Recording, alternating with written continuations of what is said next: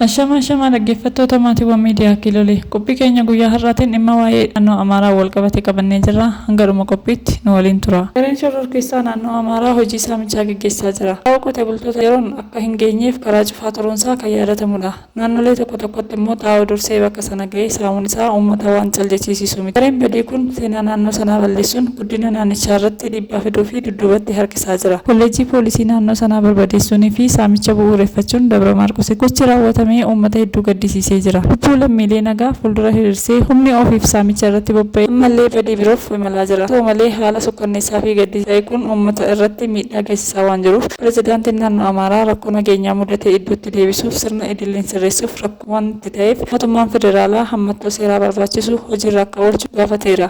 Naannichatti nageenyi boora'uu isaatiin miidhaa olaanaan dinagdee hawaasummaa fi miidhamni namoomaa gahaa jiraachuu fi rakkoo nageenya mudatee to'annoo jala oolchuuf hojiileen gama qaamolee nageenyaa mootummaa naannichaanis ta'ee federaalaan raawwatamaa turan jiraachuun ni yaadatama. Kun ta'es haalli nageenya naannichaa boora'uun lammiileerra miidhaan gahaa jiru hatattamaan dhaabu mootummaan federaalaa seera idileen kabachiisuun gamatti hammattoo seeraa barbaachisuun karaa heera mootummaa bu'uureffateen seera kabachiisuun hojiirra ooluu akka qabu dubbateera. Naannichatti nageenya idilee isaatti deebi'ee inni hojjetu hojii isaa inni qotu qonnaa isaatti nagaan bobba'ee akka galuu fi naannichis fuula isaa gara misoomaatti akka deeffatuuf mootummaan itti gaafatamummaa qabu sirnaan bahuu akka qabu mootummaan naannoo Amaaraa mootummaa federaalaa gaafateera. Itti fufuun guyyaa har'aa mana maree ministeerota naannoo Amaaraatti labsiin yeroo ariifachiisaa akka labsamu murteesse. Manni maree ministeerota naannoo Amaaraatti labsiin yeroo ariifachiisaa akka labsamu murteesse. Manni maree ministeerota walgahii idilee isaa 23ffaa har'a gaggeesseen dhimmoota adda addaa irratti mari'achuun murtoo garaagaraa dabarseera. Haaluma kanaan nageenyaa fi tasgabbii uummataa mirkaneessuuf labsii yeroo ariifachiisaa dhiyaatee lakkoofsa